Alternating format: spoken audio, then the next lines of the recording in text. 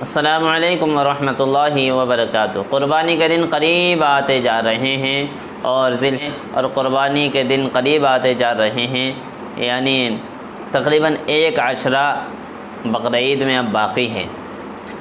تو اس کے حوالے سے، قربانی کے حوالے سے چند باتیں آپ کے سامنے میں پیش کرتا ہوں کہ قربانی کس پر واجب ہے۔ یہ تو ہم نے پورا آپ کو پچھلے ویڈیوز میں بتلا دیا اور بہت ساری تفصیلات قربانی کے حوالے سے آپ کے سامنے ہم نے پیش کر دی۔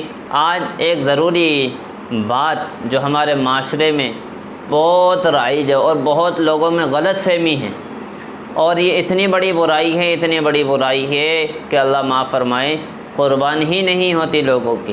اتنی بڑی قربانی کے حوالے سے اتنی بڑی غلطی ہے کہ قربانی ہی نہیں ہوتی ان لوگوں کی۔ کون لوگ ہیں وہ جن کی قربانی نہیں ہوتی ہے، اس کو اچھی طریقے سے آپ سمجھ لیں۔ دیکھو، بہت سارے لوگ کیا کرتے ہیں، قربانی کو بدلتے ہیں ہر سال۔ مثال کے طور پر کسی نے پہلی بار قربانی جو کر رہا ہے تو وہ حضور کی طرف سے کر دی، پھر اپنے باپ کی طرف سے کر دی، پھر ماں کی طرف سے کر دی، پھر بھائی کی طرف سے کر دی، پھر بہن کی طرف سے کر دی، یعنی ایک سلسلہ ہے۔ یعنی ہر سال اس کو بدلتے ہیں کہ اس سال یہ اس کو بدلتے ہیں۔ تو اس کے بارے میں شریعت کیا کہتی ہے؟ دیکھو، اس کو اچھی طریقے سے آپ سمجھ لینا۔ قربانی ہر صاحب نصاب پر واجب ہے۔ صاحب نصاب کون ہے؟ پچھلے ویڈیو میں ہم نے وہ باتیں آپ کو بتلا دی ہیں اور سمجھا دی ہیں۔ جن حضرات نے ان ویڈیوز کو نہیں دیکھا وہ ضرور دیکھیں۔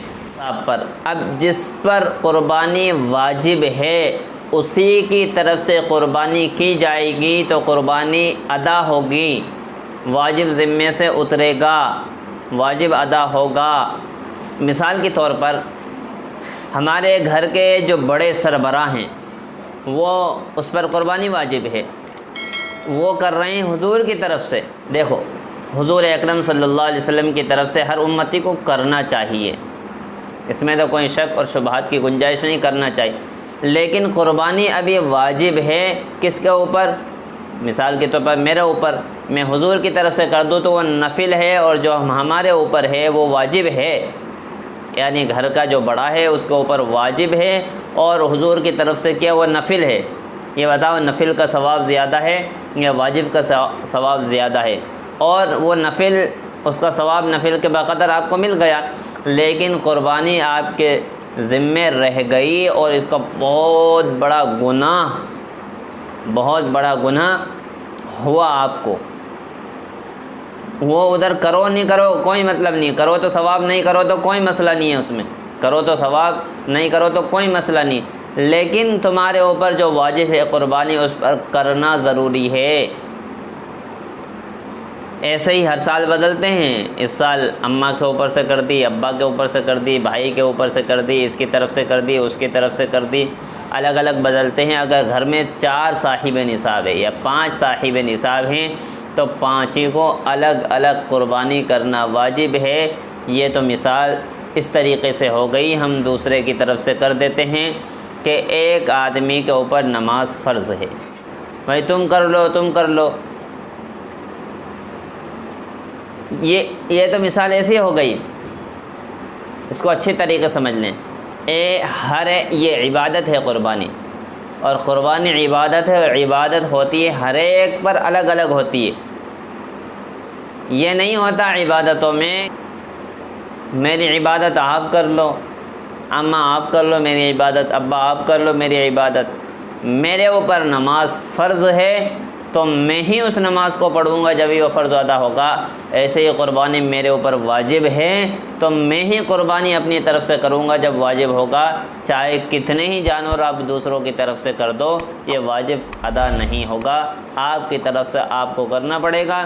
اگر گھر کے اندر 5 صاحب نصاب ہیں، مرد ہیں عورتیں ہیں، تو 5 پر قربانی واجب ہوگی۔ اگر اپنے مرحومین کے لیے آپ کو کرنا ہے تو اس کے لیے الگ سے جانور لاؤ یا الگ سے حصہ لو۔ ایسے ہی حضور کی طرف سے کرنی ہے تو اس کے لیے الگ سے جانور لو۔ حضرت علی رضی اللہ تعالیٰ عنہ ہر سال 2 مینڈے کیا کرتے تھے، کسی نے پوچھا 2 کیوں کرتے ہو؟ کہ ایک میری طرف سے کرتا ہوں، ایک حضور کی طرف سے کرتا ہوں، تو ہر ایک پر الگ الگ قربانی واجب ہے۔ اگر کوئی حضور کی طرف سے کرنا چاہتا ہے، حضور کی طرف سے کرنا چاہتا ہے، اس کے لیے الگ سے قربانی کا جانور لے اور وہ قربانی کرے، پھر وہ ثواب ملے گا بہت زیادہ آپ کو۔ یہ ہے اصل مسئلہ، مطلب بہت غلط فہمی لوگوں میں رائج ہو رہی ہے۔ اس کے حوالے سے میں آپ کے سامنے چند باتیں رکھ دیتا ہوں۔ جو کتاب ہے، یہ بات بھی ذہن میں رکھنی چاہیے، ایک گھر میں جتنے افراد صاحب نصاب ہیں، جیسے کہ ہم نے بتلا دیا، ان سب پر قربانی واجب ہے۔ صرف ایک آدمی کا قربانی کر لینا سب کی طرف سے کافی نہیں ہے۔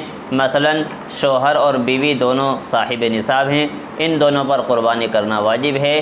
صرف شوہر کا قربانی کر لینا بیوی کی طرف سے کافی نہیں ہے۔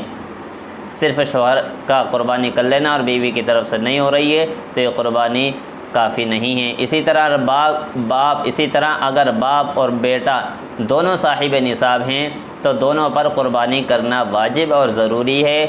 صرف باپ اپنی طرف سے قربانی کر لے تو یہ بیٹے کی طرف سے کافی نہیں ہے۔ اس کو اچھی طریقے سے آپ ذہن میں رکھ لیں۔ امید ہے بات سمجھ میں آئی ہوگی۔ پوری ہم نے تفصیل کے ساتھ آپ کو سمجھا دیا اور بتلا دیا۔ اللہ رب العالمین ہم سب کو عمل کی توفیق نصیب فرمائے۔